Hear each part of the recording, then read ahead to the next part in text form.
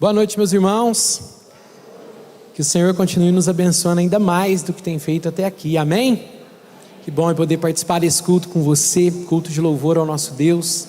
É muito bom poder ter você aqui para esse momento de celebração, para esse momento de louvor, de adoração. Você que nos visita, sinta-se muito bem-vindo. É muito bom ter você aqui no nosso meio. Se você está aqui, você não veio aqui só por uma questão de acaso. Nós não cremos em acaso. Se você está aqui é porque o Senhor Deus trouxe você para participar desse momento conosco, amém? Que Deus abençoe ricamente a sua vida e a sua família. E eu quero neste momento orar com você, como a gente sempre faz aqui nos nossos cultos, né? Há um momento de clamor pela sua vida, pelas lutas que você tem passado.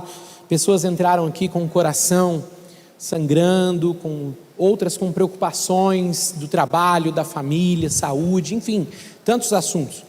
Mas eu já vim para este culto também decidido em orar por você, pelo nosso mundo. Nós temos falado sobre o fim dos tempos na nossa série de mensagens, que nós já vamos começar, e nós temos falado sobre como esses sinais da volta de Jesus, guerras, rumores de guerras, doenças, epidemias, pandemias, como eles vão se multiplicar ainda mais à medida que o momento da volta de Jesus chega.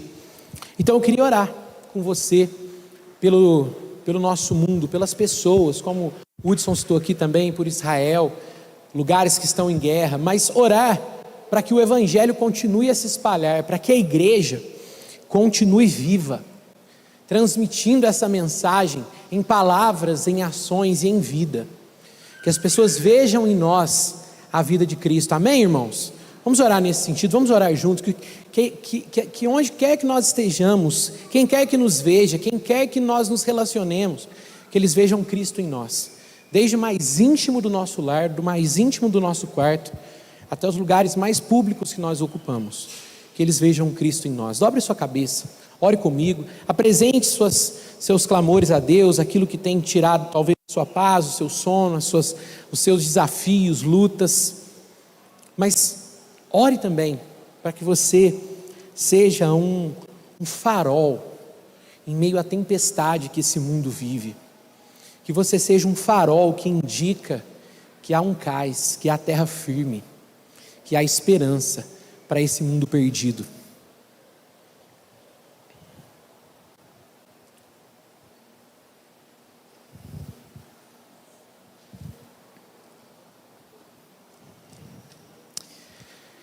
Senhor Deus, como é bom nos reunirmos para adorarmos ao Senhor, cantarmos louvores como cantamos, nos relembrarmos da esperança, das promessas que há na Tua Palavra, e é por isso que estamos aqui, por causa da fé que um dia o Senhor nos deu, por causa da esperança plantada e colocada pelo Senhor no nosso coração. Pai, eu e Teu povo reunidos aqui, Senhor, estamos de joelhos, com os joelhos do nosso coração dobrados diante do Senhor, clamando ao Teu auxílio, a Tua ajuda, tantas demandas, tantas situações que eu não conheço, mas o Senhor conhece perfeitamente cada pensamento, cada coração, o quão pesado está cada coração nesse momento. Então, Pai, a minha oração, o meu pedido é que o Senhor, com Teu Santo Espírito, toque cada coração, na medida em que só o Senhor consegue, só o Senhor sabe, só o Senhor pode, abraçando-nos e nos enchendo dessa esperança que, mesmo que vivamos dias difíceis, lutas, problemas, tribulações, a nossa esperança em Ti nos garante que somos mais do que vencedores, por meio daquele que nos amou. Que a nossa esperança não é uma esperança que se finda ao final de um mandato político, que a nossa esperança não se finda, ou ela não chega ao seu limite com a palavra final da medicina, que a nossa esperança não chega ao final quando aos olhares humanos não há mais esperança, porque nós temos um Deus do impossível, nós servimos e nós conhecemos e servimos o Deus do impossível.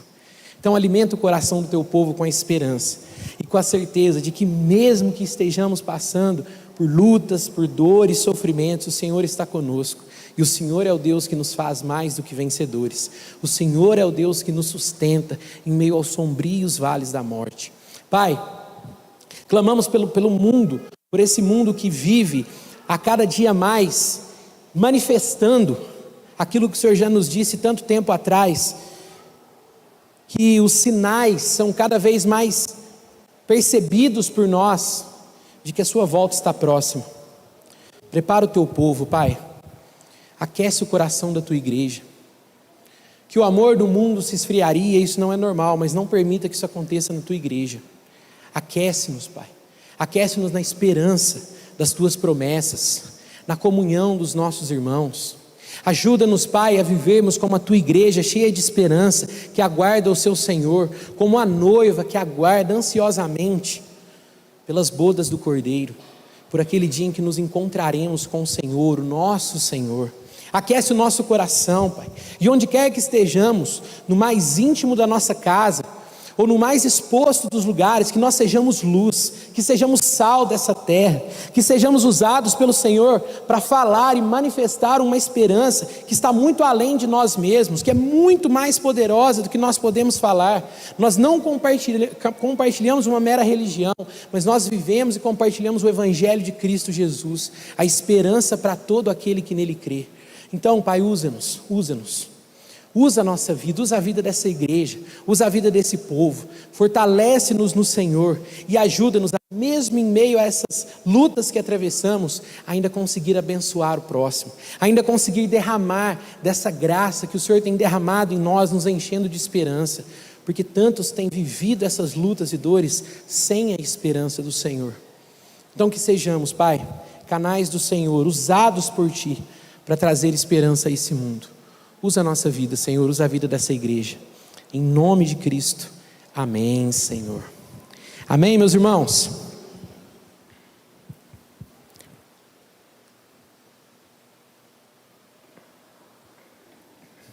Na semana passada, nós começamos uma nova série de mensagens, peregrinos, com os pés na história e o coração na eternidade.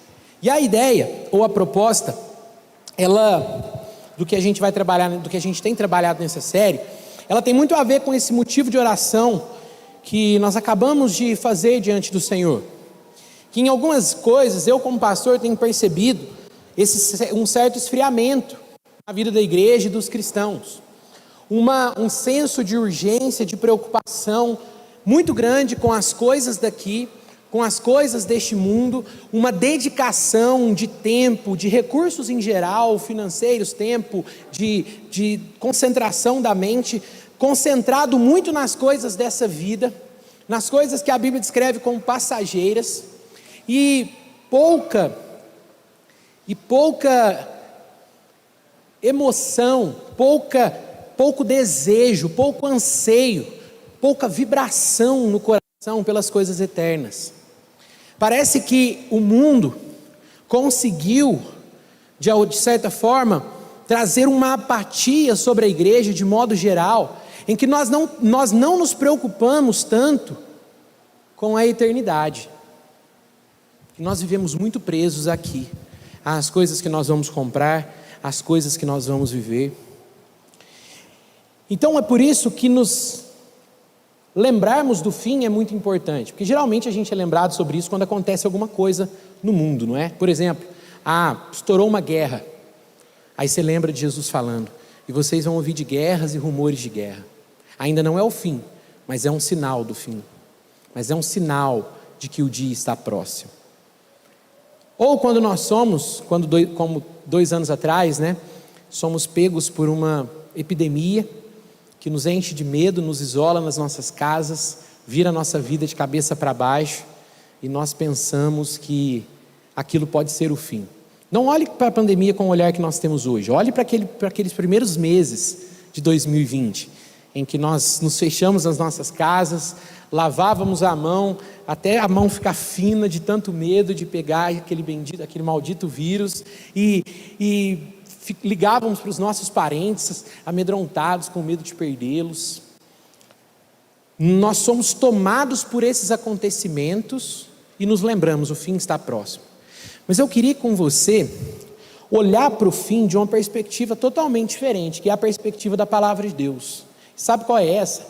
A perspectiva de quem tem a esperança, a fé, a certeza, a firme convicção de que em Jesus o fim não é algo que nós devemos temer, mas algo pelo qual nós devemos ansiar, algo pelo qual nós devemos desejar. Na semana passada, na primeira mensagem dessa série, nós falamos sobre os sinais do fim. Quais será que nós estamos mesmo no fim dos tempos? Jesus disse, falou sobre o fim dos tempos há 2000 anos. Então, será que nesses 2000 anos ainda é o fim? E nós vimos que nós vivemos num período da história bíblica. A Bíblia conta uma história, a história da humanidade, cada ser humano vivo. A Bíblia conta a história da perspectiva de Deus. E dentro dessa história nós vivemos num momento que se chama últimos dias, que Jesus chamou de últimos dias, que é o período desde a ascensão de Jesus, 2000 anos atrás, em Lucas capítulo 1, em Atos capítulo 1, Atos capítulo 1, até o momento da sua volta, do seu retorno. Nesse período entre a ascensão de Jesus e a volta dele é chamado de últimos dias. E Jesus compara esses últimos dias às dores de parto de uma mulher que está próxima do parto, que está próxima de ganhar o bebê. Então as dores vão aumentando, os períodos de contração vão diminuindo e vai ficando mais claro que a hora está chegando. E nós vimos que os sinais estão claros, cada vez mais claros, de que a qualquer momento o nosso Senhor Jesus pode voltar. Mas nós não podemos colocar uma data. O próprio Senhor Jesus disse que nem o Filho do Homem sabe o dia ou a hora, mas somente o Pai que está nos céus. Então não cabe a nós colocar uma hora, mas cabe a nós vivermos preparados para esse dia, porque como vimos no próprio texto de Lucas, capítulo 21, na semana passada, Jesus faz esse alerta: fiquem atentos, estejam prontos, preparados, estejam alertas, porque esse dia virá como um ladrão. É a ilustração de Jesus. Esse dia virá como um ladrão que ninguém espera. Então que eu e você, como cristãos, não estejamos preocupados demais com a nossa vida aqui e sejamos pegos desprevenidos pelo dia da volta do nosso Senhor, porque Ele voltará. Assim como Ele cumpriu todas as suas promessas até aqui, Ele cumprirá a promessa da sua volta. E que eu e você então não estejamos despreparados, sejamos pegos desprevenidos. Esse assunto do fim do mundo, ele causa muito medo, muito receio na gente, né? E hoje eu quero falar com você sobre um tema que é experimentando a eternidade. Ao invés de nós nos lembrarmos do assunto do fim do mundo, quando alguma catástrofe mundial acontece, quando alguma tragédia acontece, nós lembramos dos sinais do fim. Eu queria que eu e você hoje, como cristãos, olhássemos por um outro lado, de que é possível eu e você vivermos a eternidade hoje e ansiarmos por vivermos completamente a eternidade, que começará quando Jesus voltar, ou quando nós partirmos desse mundo, quando a nossa vida chegar ao fim, e que até esse momento é possível que eu e você vivamos nesse mundo. É não só possível, como é o chamado de Deus para nós, que a gente viva essa eternidade. Então o convite é para que eu e você experimentemos a eternidade, como se a gente pudesse degustar aquilo que nós viveremos plenamente, quando estivermos na presença gloriosa do Deus Filho, do Deus Pai, do Deus Espírito, quando estivermos com Ele, conhecendo como somos conhecidos, que é uma expressão de Paulo que eu acho maravilhosa. Um dia eu conhecerei como já sou conhecido. Um dia eu conhecerei o meu Deus como Ele já me conhece, de forma clara, de forma direta. Então, é nessa esperança que eu quero, sobre essa esperança que eu quero falar com você. E sobre esse assunto do fim, sobre ansiar o fim, algumas pessoas vão para outro extremo, né? E aí algumas tentaram marcar essa volta de Jesus, tentaram marcar esse momento em que o fim aconteceria. Eu selecionei alguns aqui só para você ver como isso não é novidade, como isso já é um assunto que instiga a mente das pessoas há muito tempo. No ano 70 depois de Cristo houve a destruição de Jerusalém. Nós estamos aí nesse assunto tão corrente sobre Jerusalém, né? Sobre Israel, melhor dizendo. Israel voltou a ser um país agora em 1948, pós Segunda Guerra Mundial, né? Pós Holocausto. E em todo esse período, Desde o ano 70 depois de Cristo até 1948, não existia o Estado de Israel, não existia o país Israel.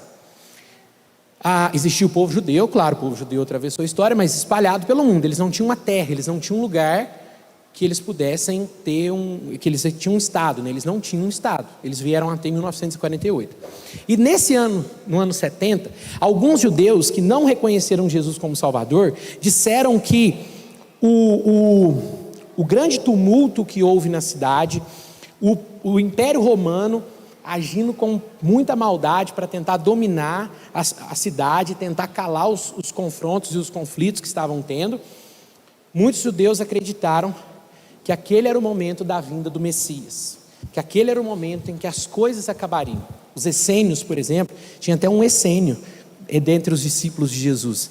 Os essênios eram uma seita dentro do farisaísmo, que não reconhecia Jesus como Salvador, e não reconhecia Jesus como o Messias, né, melhor dizendo, não reconhecia Jesus como o Messias. E quando essas coisas começaram a acontecer, eles começaram a pregar que o dia do Messias estava próximo, a vinda do Messias estava para acontecer, que ele viria com poder e glória, acabaria com o Império Romano, restauraria a glória de Israel, glória muito maior que nos dias de Davi e Salomão. Essa foi a primeira, mas tiveram outras também. No ano 1000 depois de Cristo, né, uma data muito simbólica, pegando aquela passagem de Apocalipse que fala sobre os 1000 anos, né, o reino milenar de Jesus, o Papa Silvério II previu o Apocalipse milenar. Houveram várias profecias nesse ano. Eu selecionei aqui a mais conhecida, a mais famosa, que é desse Papa Silvestre II, em que ele diz que quando o ano 1000 virasse, né, de 999 para o ano 1000, o mundo acabaria, o final aconteceria, Jesus voltaria. Outro ano que aconteceu algo muito interessante foi em 1666. Como os irmãos sabem, tem um número na Bíblia, né, que é um símbolo, é uma simbologia. E muitos acreditaram que o ano de 1666, por conter esses três números, 666, que o mundo acabaria. E interessantemente, foi no mesmo período que aconteceu a peste bubônica na Europa, que é a peste negra. Então, foi algo, uma epidemia, né, que varreu a Europa, muitas mortes, inúmeras mortes, e isso assustava as pessoas falavam, de fato, o final está chegando, o fim está chegando. Foi nesse mesmo ano, 1666, que houve um grande incêndio em Londres, e milhares de pessoas morreram, não foram algumas, foram milhares de pessoas, as pessoas não tinham como fugir desse incêndio. Então essas coisas assustavam as pessoas, deixavam elas dizer, não, é esse ano, vai acontecer. Mais recente, mais perto de nós agora, na virada do século, né, muitos voltaram a ler os famosos livros de Nostradamus, né, que é aquele vidente francês que previu o final dos tempos entre o final de 1999 e começo de 2000. Se você se lembrar, né, eu lembro pouco, mas lembro, pessoas tiraram a própria vida na passagem do ano para não ver, o final dos tempos, né, para não ver isso acontecer. Outra também que falaram muito era do bug do milênio, né, não sei se você lembra disso.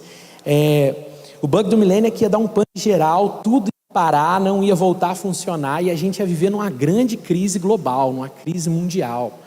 Tudo isso é o medo das pessoas na era da tecnologia e esse medo invadindo essa área, ou seja, bem mais recente essa era da tecnologia, mas sendo invadida por esse medo e por esse anseio. E um dos últimos agora, do calendário maia, né? Até isso as pessoas acreditaram. O calendário maia previa que os maias eram, né, os índios aqui da América, e eles previram que o mundo acabaria em 2012. Tem até um filme que talvez você tenha assistido, né, 2012. E eles tinham a crença deles de que nesse ano, que no ano de 2012 o mundo acabaria, e não só nos Estados Unidos, mas no mundo todo, foram comprados muitos guias de sobrevivência, como você viver quando tudo vira um caos. Muitos bunkers foram feitos. Se você já viu filmes americanos, os americanos, onde tem aquela área muito dos tornados, né, as casas têm bunkers, que são áreas de proteção no subsolo, para que quando o tornado passar, ele pode destruir a casa, mas a família está protegida porque ela está no subsolo e o tornado não vai atingi-la. Muitos bunkers foram feitos se preparando para o fim do mundo. Isso é fato, isso é história. E a última, mas a mais assim intrigante, é que em 2020 nós tivemos, em 2020 assim, foi o auge, em que se tornou algo maior, que atingiu as Américas, a pandemia da Covid-19, a epidemia da Covid-19, que aí se tornou uma pandemia. E uma vidente americana chamada Sylvia Browne, ela escreveu um livro chamado Fim dos Dias, e ela fez uma profecia de que no ano de 2020, uma grande doença, uma grande epidemia atingiria o mundo. Se vocês olharem, isso você pode olhar na internet, em 2020 esse livro vendeu igual água. Você pode olhar na Amazon, que é onde a gente compra muito livro, Você pode olhar que lá os livros não científicos, ele foi um dos livros mais vendidos de 2020. Ela escreveu esse livro por volta de 2007, 2008. Mas por que você não deve se preocupar com essas coisas? Por que essas coisas não devem chamar a nossa atenção? São algumas coincidências. Até um relógio quebrado acerta a hora 2 vezes no dia, E ela previu a própria morte, previu uma série de outras coisas que nenhuma aconteceu. E aí essa da pandemia aconteceu. Então essas coisas, elas atingem as pessoas quando elas não conhecem Cristo, quando elas não têm a esperança de Jesus, trazendo medo, trazendo insegurança. Mas eu quero olhar para você hoje, com você hoje, eu quero olhar para a eternidade com esse desejo de participar dela, com esse anseio de vivê-la hoje e de poder gritar assim com todo o ar dos seus pulmões: Maranata, ora vem Senhor Jesus. Senhor, eu te aguardo, eu estou te esperando. Ao invés de ser algo que me preocupa, se ele voltar, será que eu vou? Será que eu estou preparado? Se é algo que você anseie, diga: Senhor, eu quero viver isso. Então, a ideia é te ajudar a viver hoje com esperança nas promessas futuras. Você tem aguardado a volta de Jesus? Você está preparado para aquele dia que todo olho verá o Rei dos Reis vindo nas nuvens com poder e glória? Usando aquela parábola de Jesus das 10 virgens, você tem óleo suficiente na sua lamparina para aguardar o seu Senhor? C.S. Lewis diz o seguinte, numa frase muito interessante, que é o seguinte, ele diz assim, Lívia, põe aí para mim por favor. Se você ler a história, você descobrirá que os cristãos que mais fizeram pelo mundo presente foram precisamente aqueles que mais pensaram no mundo vindouro.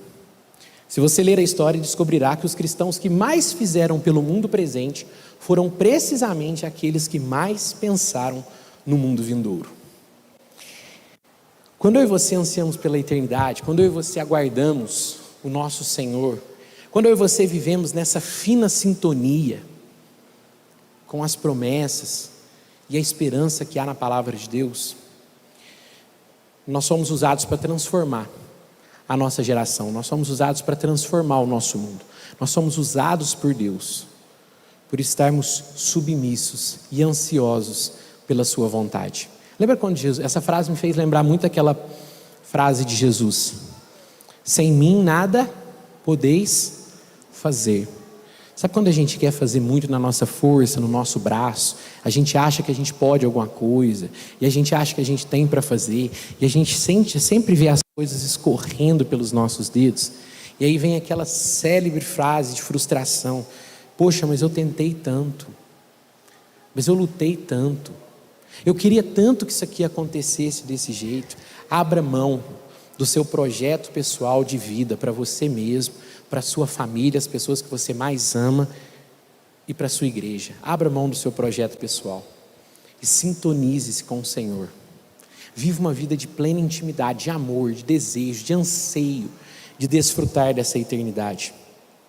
Quando a Bíblia fala sobre o fim, ela quer nos encher de esperança e nos encorajar a viver hoje como peregrinos, com os pés na história, mas com o coração na eternidade. E hoje eu quero falar então com você sobre Hebreus capítulo 11. Abra a sua Bíblia lá em Hebreus capítulo 11, que vai falar sobre um grupo de homens que nós conhecemos, não é a melhor expressão, mas ela ajuda aqui um pouco, eu vou usá-la, que é os heróis da fé, a galeria dos heróis da fé. O capítulo de Hebreus 11, ele fala sobre alguns homens e como eles viveram as suas vidas pela fé e são reconhecidos pelo autor de Hebreus como homens que não viveram com o coração na história, viveram com os pés na história, mas com o coração na eternidade. Então abre a sua Bíblia aí, Hebreus capítulo 11.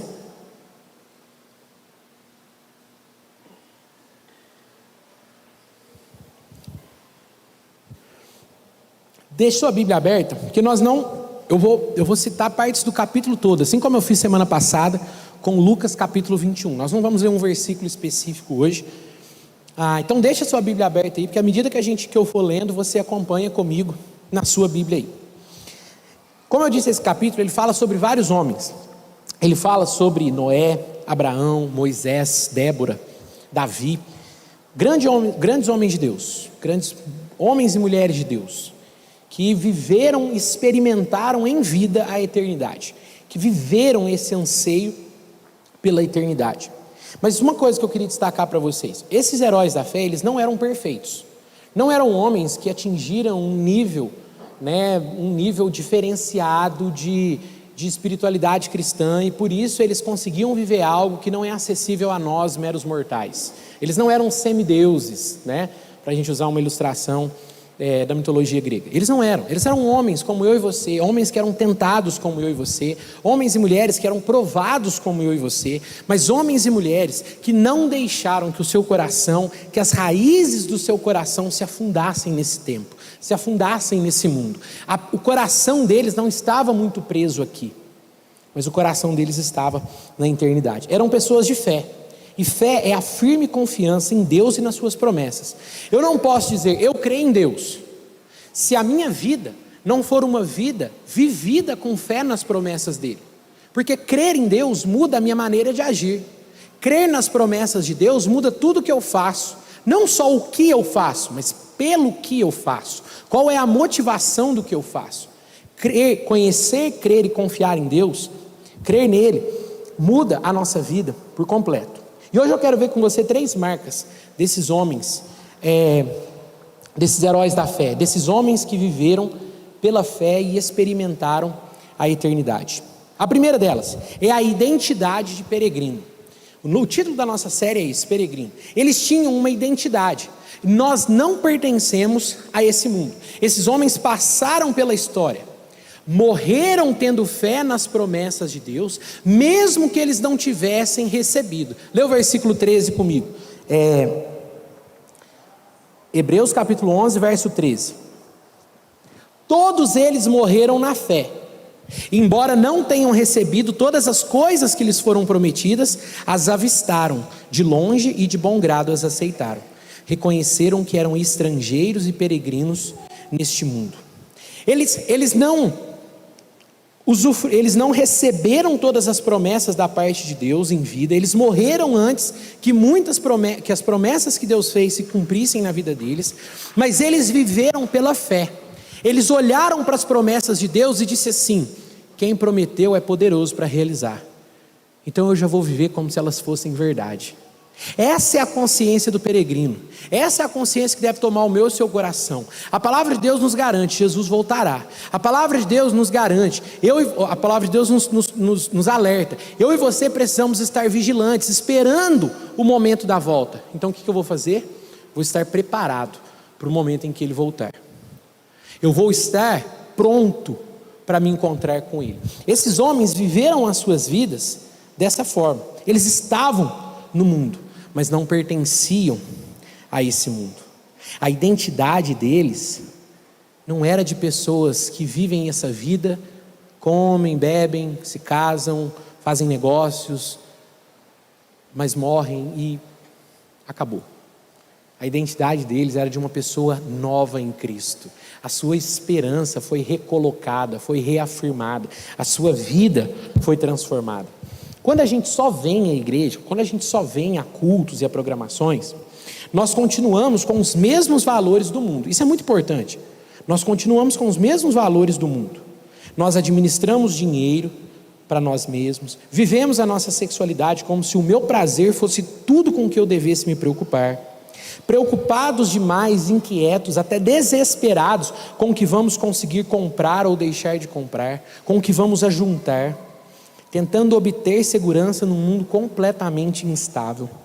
A verdade é que o mundo moderno nos fez acreditar que os nossos diplomas, que os nossos concursos, que que o nosso trabalho, que o nosso dinheiro, nossos bens podem nos garantir uma vida feliz e plena. O resultado disso é que muitos cristãos, seduzidos pela mentira do nosso tempo, estão se esquecendo do céu e vivendo só aqui. Lucas capítulo 21, versículo 34, que nós lemos semana passada. Que vocês não sejam pegos por aquele dia, pelo dia da volta, o próprio Jesus falando, em farras e bebedeiras, buscando só os prazeres da vida. E que vocês não sejam pegos por aquele dia, preocupados demais com as inquietações da vida. Agora falando sobre até coisas que são responsabilidades nossas, mas que não é aquilo pelo qual nós devemos viver e morrer. Que eu e você não sejamos pegos. A identidade do peregrino, ela é uma identidade de quem sabe de onde ele é, aonde ele pertence e quem ele é. Eu fui salvo por Cristo Jesus. E como diz aquele belo texto de Colossenses, eu fui transportado, levado para o reino do Filho do seu amor, Cristo Jesus. Meu reino é outro, o meu rei é outro, eu pertenço a esse rei, a minha identidade, quem eu sou e de onde eu venho, de onde eu pertenço, aonde eu pertenço, é totalmente diferente desse mundo. Os valores são contrários, a forma de viver e usar as coisas é completamente diferente, os relacionamentos são regidos por outros parâmetros, por outros referenciais. Então o que é ser um peregrino? Billy Graham dizia o seguinte: minha casa está nos céus, eu estou apenas viajando nesse mundo. É uma das razões pelas quais tem a figura de um mochileiro ali atrás, né? De alguém que está com a mochila, vagando por esse mundo. A gente está aqui nesse mundo, mas a gente não pertence a ele, a gente não faz parte desse mundo. Ele entendeu que essa vida passa muito breve e que nós precisamos passar por essa vida conscientes de quem é o nosso Senhor e de como eu devo viver, aguardando a volta do meu Senhor. Outra frase de C.S. Lewis que eu acho brilhante é a seguinte, ele diz assim: somos criaturas divididas, correndo atrás de álcool, sexo e ambições, desprezando a alegria infinita que Deus nos oferece. Olha a comparação que ele faz agora. Como uma criança ignorante que prefere continuar fazendo bolinhos de areia numa favela, porque não conseguiu imaginar o que significa um convite para passar as férias numa praia. Contentamo-nos com muito pouco. Vou ler novamente. Somos criaturas divididas, correndo atrás de álcool, sexo e ambições, desprezando a alegria infinita que Deus nos oferece, como uma criança ignorante que prefere continuar fazendo bolinhos de areia numa favela, porque não conseguiu imaginar o que significa um convite para passar as férias na praia. Contentamo-nos com muito pouco. Nós vivemos com os falsos, com as enganosas propostas do pecado e de Satanás, de que as coisas dessa vida podem nos trazer realização. Dinheiro não vai te trazer realização, prazer não vai te trazer realização, pessoas não te trarão realização. A única resposta para os anseios que você tem no seu coração é conhecer Cristo Jesus, render-se a Ele e ter um relacionamento verdadeiro com o Senhor. A única resposta para os nossos anseios é Cristo Jesus. Sabe o que a identidade de peregrino me mostra? Que Deus tem muito mais para nós. Deus tem muito mais para nós. Olha, Hebreus capítulo 11, versículo 24. Olha que interessante. Hebreus 11, 24. Pela fé Moisés, já adulto, recusou ser chamado filho da filha de Faraó, preferindo ser maltratado junto com o povo de Deus a aproveitar os prazeres transitórios do pecado. Considerou melhor sofrer por causa do Cristo do que possuir os tesouros do Egito, pois tinha em vista grande recompensa. Moisés era um judeu, criado num palácio, príncipe, cheio de regalias, mas o texto diz que ele preferiu, não diz que ele foi empurrado a isso, diz que ele preferiu, que ele escolheu deixar de ser príncipe. O que significava deixar de ser príncipe do Egito? Isso era a identidade dele, ele era príncipe. Isso era, como nós sabemos, um príncipe ele não tem preocupações na vida, ele tinha a sua vida garantida. Humanamente falando, Moisés estava numa posição que pouquíssimas pessoas estariam. Tranquilidade de vida, dinheiro, educação, isso era a identidade dele. Ele era príncipe do Egito. A melhor educação da época, ele tinha privilégios. acesso a qualquer prazer. Ele tinha acesso a isso muito fácil, um futuro garantido, estabilidade humana. Mas o texto diz que ele abriu mão disso. Moisés decidiu ser maltratado com o povo de Deus, a aproveitar os prazeres transitórios do pecado, a aproveitar aquilo que está pronto a acabar. Por isso que Moisés viveu pela fé, por isso que ele é um herói da fé, porque ele olhou e ele não fez uma escolha muito difícil ou muito diferente da que eu e você fazemos na nossa vida, porque eu e você também decidimos muitas vezes em nos apoiar e nos contentar e nos degustar com os prazeres transitórios desse mundo, ou viver pela fé em Jesus, ou viver confiando. Agora tem uma coisa interessante, o texto de Hebreus é muito, muito rico, né? Ele fala, ele preferiu sofrer por causa do Cristo. Temporalmente, Cristo veio muito depois que Moisés, mas isso fala para onde a fé de Moisés aponta, para uma certeza de que as promessas de Deus se cumprem. Moisés viveu pela fé na palavra de Deus, na promessa de Deus. Ele não se deixou ser seduzido por tudo o que ele tinha. Quantos de nós, às vezes abriríamos mão de valores, abriríamos mão de princípios, abriríamos mão da nossa fé para ter aquilo que Moisés abriu mão. Eu não estou trazendo isso para você como se isso não fosse uma questão do meu coração. Antes de perguntar isso para você, eu perguntei para mim.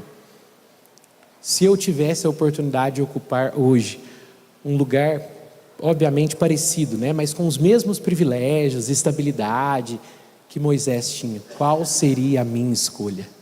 Um peregrino não tem o seu coração preso nesse mundo e nessa vida.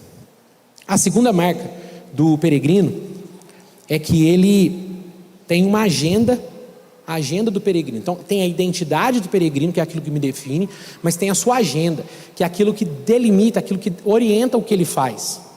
E qual que é a agenda do peregrino? O reino de Deus.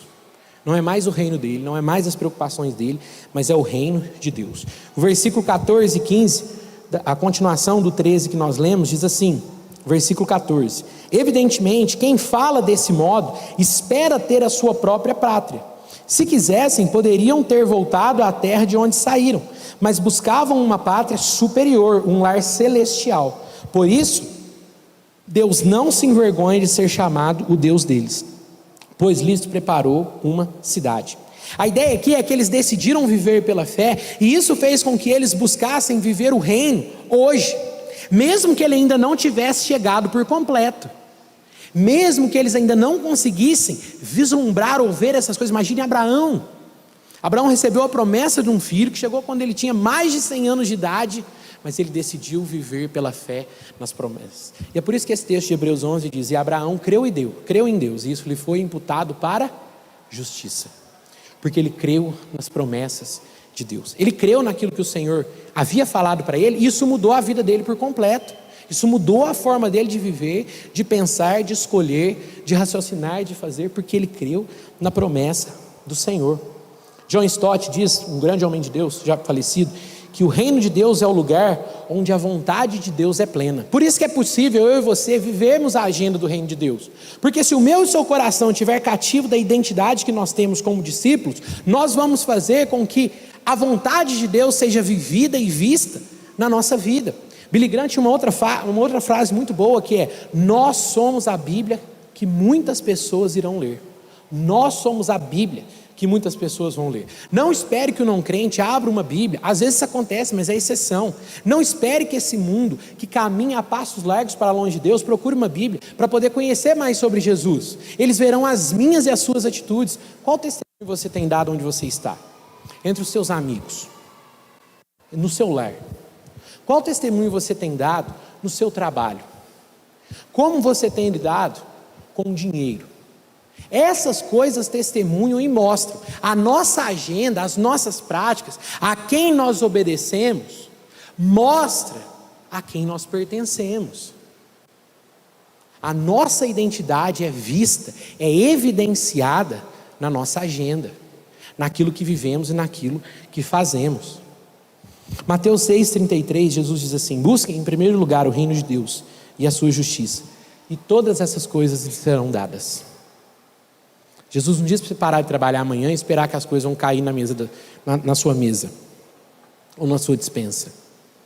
Mas Jesus disse para você parar de se preocupar com elas, como se elas fossem a razão da sua vida e da sua existência. Jesus disse para você amar o reino de Deus. Jesus disse para você amar Jesus acima dessas coisas. Jesus disse para você ver a esperança, ter a esperança nas promessas, viver por elas. E viver com um povo que também acredita que essas promessas são a esperança de vida. Os heróis da fé, eles se ocuparam das coisas de Deus. Olha que interessante, eles se ocuparam das coisas de Deus. Ter uma agenda em que eu me preocupo das coisas com Deus é quando a minha agenda não é tomada só pelas minhas preferências. Como você vê a sua vida hoje? Eu sempre repito isso, né? 2 coisas que você não tem que se preocupar. Eu não estou falando isso como se eu soubesse alguma coisa da sua vida, porque eu não sei, como você tem levado o seu dia a dia, como é de segunda a sexta na sua casa, no seu dia, o seu tempo, principalmente não conheço o seu coração. E eu não sou a pessoa com quem você tem que se preocupar. Eu posso ser o pastor, eu te alerto aqui, eu sou o líder, mas não é comigo que você tem que se preocupar. Muito mais do que isso, é com o Senhor dessa palavra, que conhece o seu coração. Ele conhece o seu coração. E o que eu quero aqui é que você possa ter um tempo diante do Senhor, diante da face de Deus, de poder considerar ou reconsiderar como você tem vivido a sua vida, como você tem guiado os seus dias. Como que você se lembra do Senhor? Só num momento de dificuldade? Você lembra da sua Bíblia quando você está saindo para o culto? Quem você não sabe onde você colocou ela no domingo passado e sai igual doido na casa, procurando a sua Bíblia? Você lembra do Senhor Jesus quando sobra algum tempo? Tem sido difícil para você encontrar tempo de participar ou de viver as coisas de Deus, porque sua agenda está muito cheia com as suas próprias coisas. Isso é um termômetro. Como eu disse, eu não estou falando porque eu sei algo e você não tem que se preocupar comigo. O Senhor sabe e você está diante dele. Você é quem tem que ver isso com o Senhor, não sou eu. A minha intenção aqui é diminuir para que o Senhor cresça e você perceba que o convite do Senhor é para uma conversa direta com você, não tem intermediário. Eu não sou intermediário entre você e Deus, é você e Ele. Um pastor chamado Mark Dever diz assim: a tarefa da igreja é tornar o evangelho visível. Pastor Batista, a tarefa da igreja é tornar o evangelho visível. O evangelho é uma mensagem, mas ele é visível, perceptível. A gente pode tocar o evangelho, a gente pode ver Jesus através da vida dos cristãos, através da vida daqueles que vivem o evangelho. Como eu disse a frase do Billy Graham, eu adiantei um pouquinho, nós somos a Bíblia que o mundo está lendo. Nós somos a Bíblia que o mundo está lendo. Vá para o seu trabalho amanhã, seja num tribunal, hospital, numa oficina, numa empresa, como jardineiro, dona de casa, onde quer que você for. Vá com a consciência de que você é um peregrino. Vá com a sua identidade muito clara. Eu não pertenço a esse mundo. As preocupações desse mundo não vão me tomar. E por isso a minha agenda será uma agenda desse reino de Deus. Terceira e última marca do peregrino, terceira e última marca daquele que experimenta a eternidade é a sua motivação. Então a sua identidade, a sua agenda e a sua motivação. Sabe qual que é a sua motivação? O sorriso de Deus, fazer Deus sorrir. Olha que interessante o versículo 16 do capítulo 11. Diz assim: mas buscavam uma pátria superior, uma pátria celestial, é a parte A. Agora a parte B: por isso Deus não se envergonha de ser chamado Deus deles, pois lhe preparou uma cidade. O texto é muito claro, é um sentimento humano. Quando a gente estuda teologia, tem algumas coisas que a Bíblia faz para expressar quem Deus é espírito. Então ela usa algumas formas de linguagem. Quais são essas formas? A primeira, antropomorfismo. Não estou falando bonito não, estou falando que é mesmo, irmão. O que é um antropomorfismo? A mão de Deus. Deus tem mão? Não, ele é espírito, não é? Então a gente usa uma figura de linguagem. A mão de Deus fez isso. Deus não tem mão, mas é o agir de Deus, está simbolizando. Isso aqui é uma antropopatia. Patia vem de patos, que é sentimento, que é na língua grega, né? Patos. Então é um sentimento humano para expressar algo divino. Deus não se envergonhar é Deus não ter dificuldade de falar: eu sou o Deus daquela pessoa. Por quê? Porque a satisfação e a alegria de Deus está na busca daquela pessoa de viver o reino.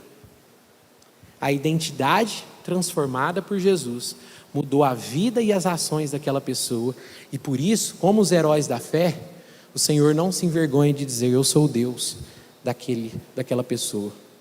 Eu sou o Deus do Atos, eu sou o Deus do Adriano, eu sou o Deus da Lívia, eu sou o Deus do Marcelo. Por quê? Porque o oposto também é verdade, né?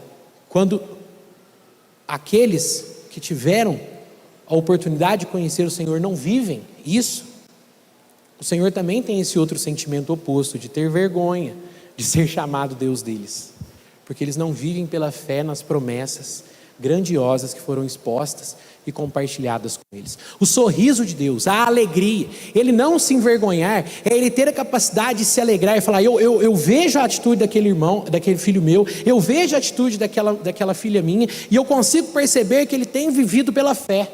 Isso traz alegria. Por isso que eu usei essa expressão, o sorriso de Deus, né? É outra antropopatia, né? Uma figura de linguagem, para mostrar que o Senhor se alegra daqueles que têm buscado viver com a sua identidade como peregrinos e com a sua agenda, o reino de Deus. Qual é a sua motivação para a vida hoje? Você tem buscado o sorriso de quem quando faz tudo o que você faz? O seu próprio sorriso, a sua própria satisfação, a satisfação de outra pessoa, agradar outra pessoa, agradar outras pessoas. Qual tem sido a sua motivação? A motivação desses homens era o próprio Deus. Olha o versículo 39 e 40. Versículo 39 e 40. Hebreus 11.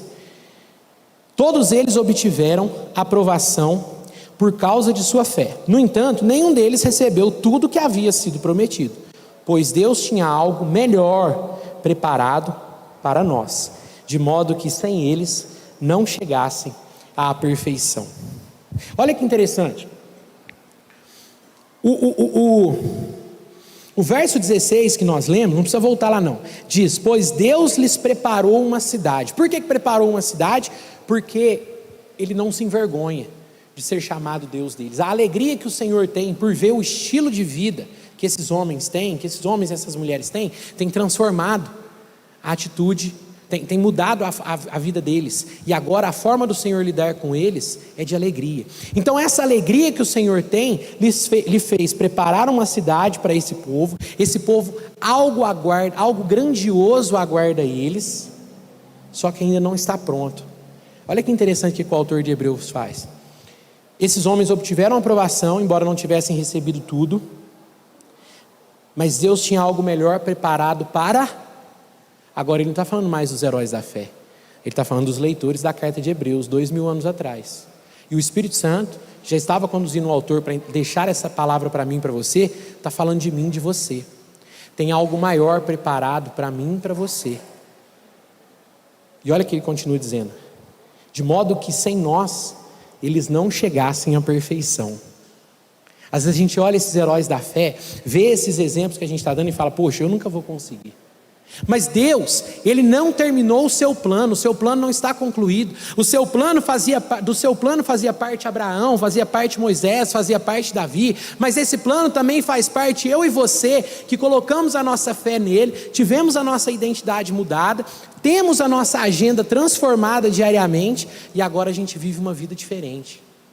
Nós fazemos parte desse grande plano, de modo que ele só estará completo e perfeito à medida que eu e você fizermos parte. Agora lê o versículo 12, o capítulo 12, versículo 1, que é o próximo versículo, né? A sequência da carta.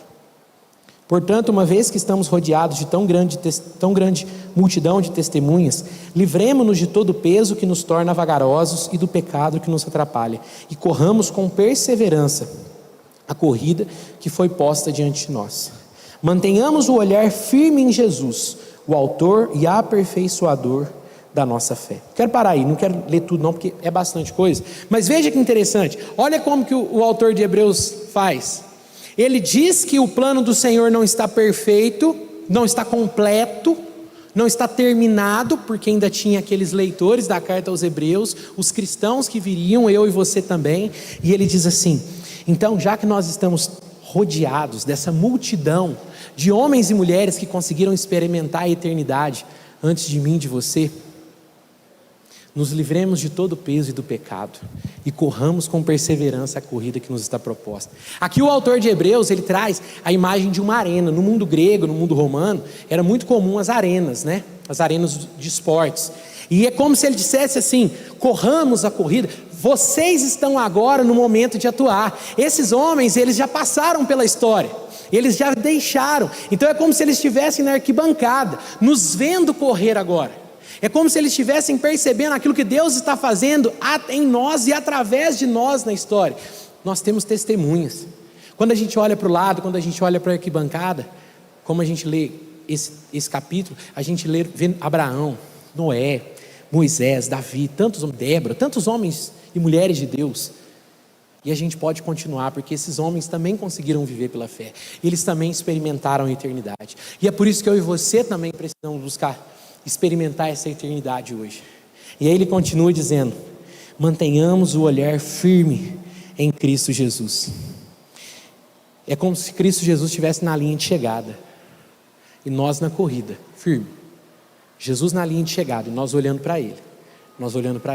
Assim como aquela multidão que está na arquibancada um dia correu olhando para Jesus, assim como um dia Abraão creu em Deus e isso lhe foi imputado para a fé, assim como Moisés preferiu ser maltratado com o povo de Deus por causa de Cristo e não usufruir os prazeres transitórios do pecado, assim como Davi, assim como tantos outros, como Gideão, eu e você precisamos e podemos continuar perseverando nessa corrida, porque algo muito maior nos espera. Algo muito maior nos espera. Corramos com perseverança. Meu irmão, não deixe os prazeres pequenos, passageiros desse mundo te enganarem. Não fixe residência nesse mundo. Você é peregrino, você é um mochileiro, você está aqui de passagem. As coisas aqui para você têm que ter pouca importância. As coisas aqui para você têm que ter menor importância do que as coisas do reino de Deus. Não se deixe ser levado por esse mundo e o que ele pode te dar. Não se deixe ser levado por nada que seja passageiro. Experimente a eternidade. Esses homens viveram pela fé e, embora não tivessem recebido tudo, hoje nós recebemos ou temos muito mais do que Abraão teve, do que Moisés teve. Moisés teve a sarça ardente. Davi teve tantas ações de Deus, matou o gigante Golias. Mas Noé viu o dilúvio, o Senhor salvando ele e a sua família. Nada disso se compara a Cristo Jesus, o nosso Salvador. Ele é a expressão exata de Deus. Ele é a imagem do Deus invisível. Ele é o primogênito de toda a criação.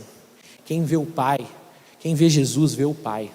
Eu e você temos a maior expressão do amor de Deus, Cristo Jesus. Aquele que deu a vida por nós na cruz do Calvário.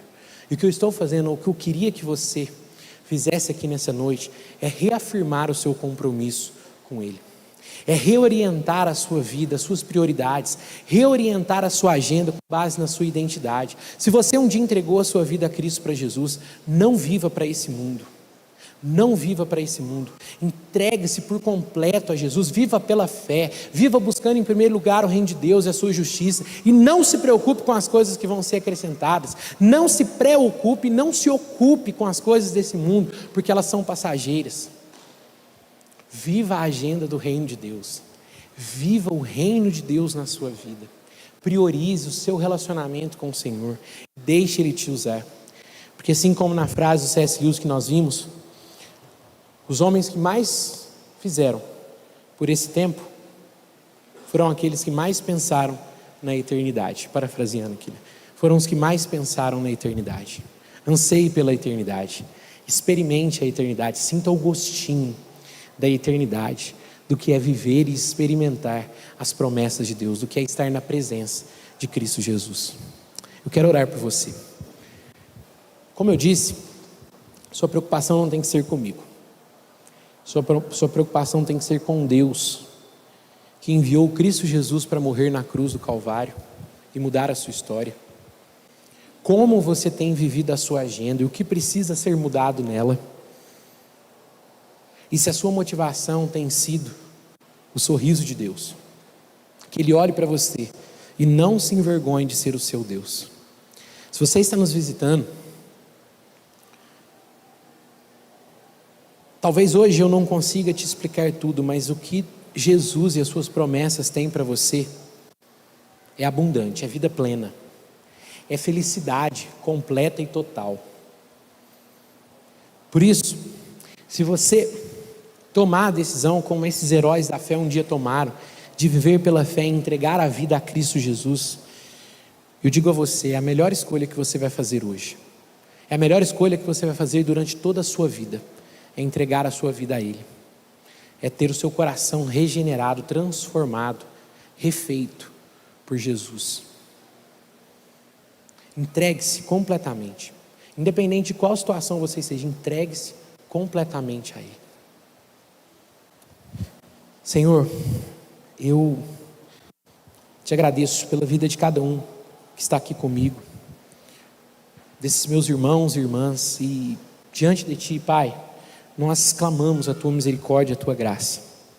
Quantas vezes o nosso coração se acomoda muito nessa vida, quantas vezes a nossa mente, os nossos desejos e anseios criam raízes nesse mundo, mas nos desapegue desse tempo, nos desapegue das nossas vontades, nos desapegue, Senhor, dos nossos desejos, dos nossos anseios. Ajuda-nos, Jesus, a conseguirmos experimentar a eternidade, a viver a eternidade.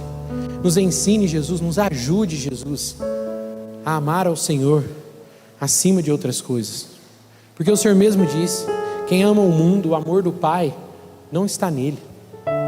Ajuda-nos a amar o Senhor, ajuda-nos a desprezarmos esse mundo, ajuda-nos como Moisés, pela fé, a renunciarmos os prazeres transitórios dessa vida, as alegrias passageiras, pequenas e fúteis que podemos ter aqui, para vivermos a eternidade, para vivermos aquilo que seremos por toda a eternidade. Ajuda a mim e a esses meus irmãos a experimentarmos a eternidade. Senhor, quando eu comecei essa mensagem, eu sabia que pelas minhas capacidades, pelas minhas palavras, eu não conseguiria trazer a grandeza que é experimentar a eternidade. Por isso que agora eu recorro e eu clamo o Teu Espírito Santo.